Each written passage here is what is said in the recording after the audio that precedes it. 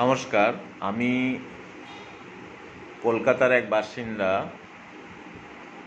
যে কথাগুলো বলবো বলে এখন চেষ্টা করছি সেটা হচ্ছে যে আমি সরাসরি কোনো রাজনীতিতে যুক্ত নই,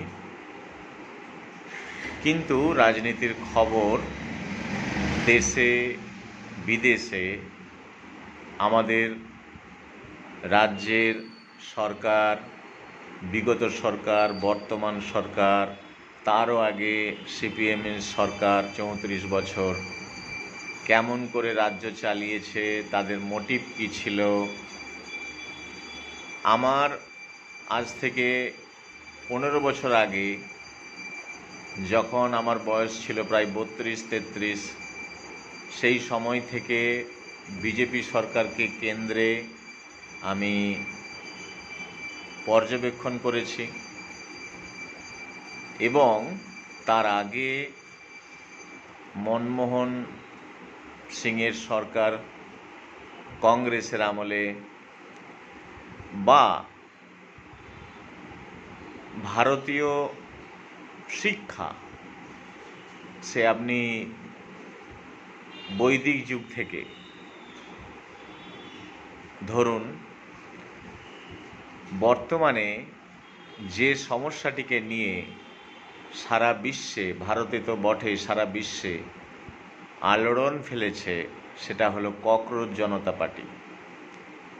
আচ্ছা, এখন তো আমরা সোশ্যাল মিডিয়ার যুগে বাস করি। সোশ্যাল মিডিয়াতে যে কোনো একটা কিছু ঘটনা দ্রুত ছড়িয়ে পড়ে। আমাদের যে ভারতীয় গণতন্ত্র, সেই গণতন্ত্রের পরিকাঠামোয় যে সমস্ত রাজনৈতিক দল বিরাজমান, তাদের কার্যকলাপ দেখে আমরা সাধারণ মানুষেরা ভোট দিই। এই যে বিগত ১৫ বছর ধরে মমতা বন্দ্যোপাধ্যায়ের যে সরকার ছিল, শিক্ষা, সামাজিক উন্নতি, স্বাস্থ্য, তার কোনো কিসে উন্নতি করে গেছে? করেনি। শিক্ষা কান্না পাবে আপনি যদি গ্রামে গ্রামে ঘোরেন, যে গ্রামের প্রাইমারি স্কুলগুলিতে একটা মেলার মতো ছেলে, আমরা যখন পড়াশোনা করেছি প্রাইমারি স্কুলে, গ্রামে ৮ থেকে ১০ জন শিক্ষক, ২৫০ থেকে ৩০০ ছেলে পড়াশোনা করেছে। করোনার দায়ে আমি একবার গ্রামে টানা ২ বছর থাকতে বাধ্য হয়েছিলাম। আমার গ্রামের সেই প্রাইমারি স্কুলে আমি আমার ছেলেকে ভর্তি করেছিলাম। সামগ্রিকভাবে শিশু শ্রেণী থেকে চতুর্থ শ্রেণী পর্যন্ত সেখানে কেবল ৩০টির মতো ছেলে। এর দায় কার? মমতা বন্দ্যোপাধ্যায়ের নয়। এবং আমি বুঝে পাই না যে আমার দেশে এই ককরোচ জনতা পার্টির যারা কর্তা ব্যক্তি, ছবিতে যাদের দেখছি, যারা নাইট ক্লাবে গিয়ে হুল্লোড় করছে, কেন্দ্র সরকারকে পরাজিত করতে পেরেছে। আচ্ছা, কেন্দ্র সরকার কি উড়ে এসে জুড়ে বসেছে? তাকে আমরা ভোট দিইনি। যে শতাংশের মানুষ ভোট দিয়ে তাকে সরকারে এনেছে, তাদের যদি কেন্দ্র সরকারের এগেনস্টে কিছু বলার থাকে, তারা তো নাকি শুনছি জনতা পার্টি।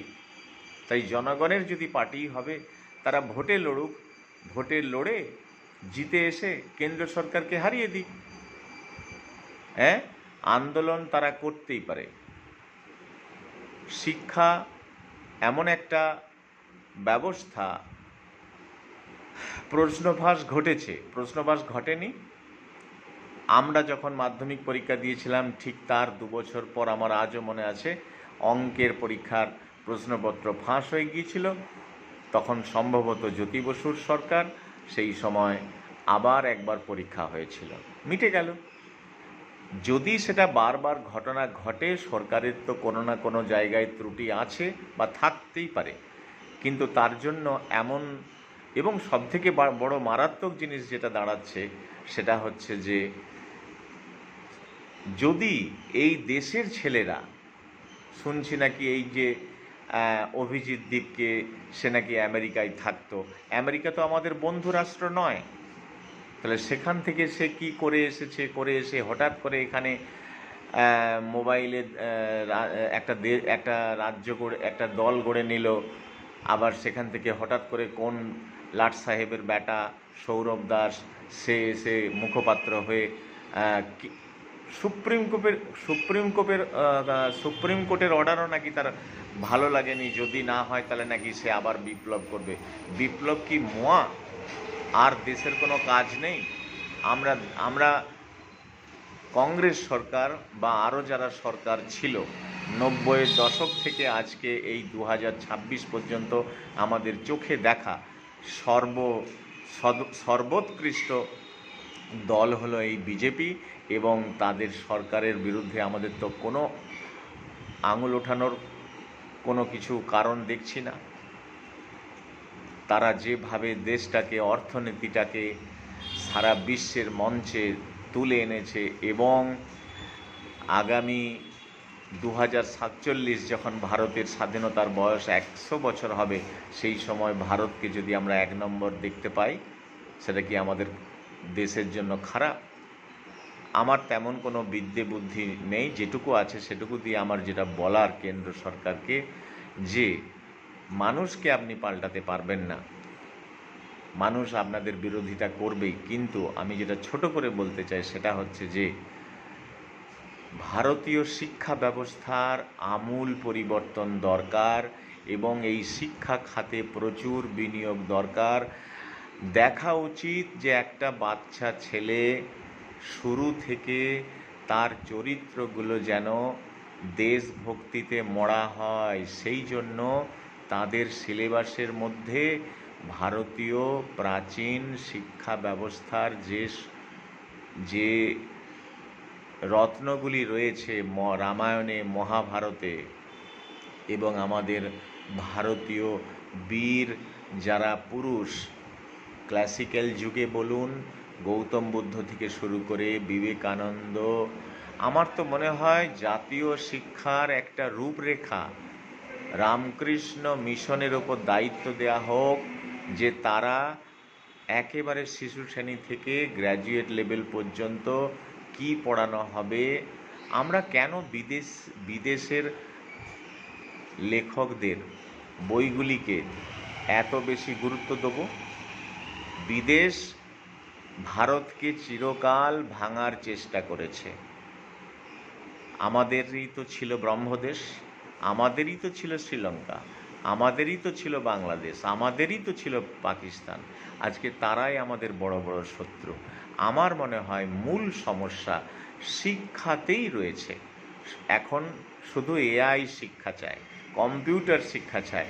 আচ্ছা বলুন তো, মাটি যদি ঠিক না হয় তাতে দিয়ে কি আর ভালো মূর্তি গড়া যায়?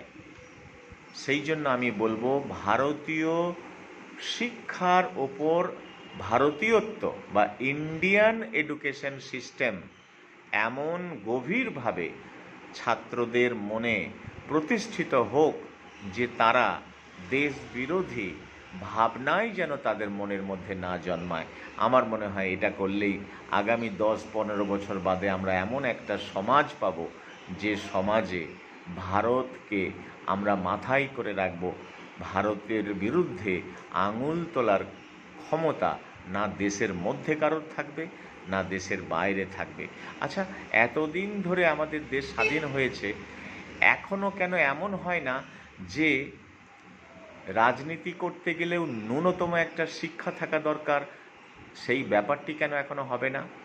সংবিধানের মাধ্যমে এমন তো হতেই পারে যে একজন ব্যক্তিকে এই কোয়ালিটি থাকলে বা এই শিক্ষা থাকলে তবে সে রাজনীতিতে নামতে পারবে। দেখুন তো তাহলে গুন্ডাগিরি কেমন চলে, সরকার কেমন ভালো না হয়, এগুলো কি ভাবনা হয় না? এত অ্যামেন্ডমেন্ট হচ্ছে, এত বিল পাস হচ্ছে, আমার মনে হয় যে মূল কারণ যেখানে রয়েছে সেটা হচ্ছে শিক্ষা। সারা ভারতে একটা এমন শিক্ষার সিলেবাস প্রত্যেকটি ক্লাসের জন্য সজ্জিত করা উচিত যাতে চারিত্রিক উন্নতি সর্বোৎকৃষ্ট হয়। আর তারপরে তো বাকি শিক্ষা রইলই, কর্মশিক্ষা যেগুলো বৃত্তিমূলক শিক্ষা, সেগুলো আমার মনে হয় সেকেন্ডারি হওয়া উচিত।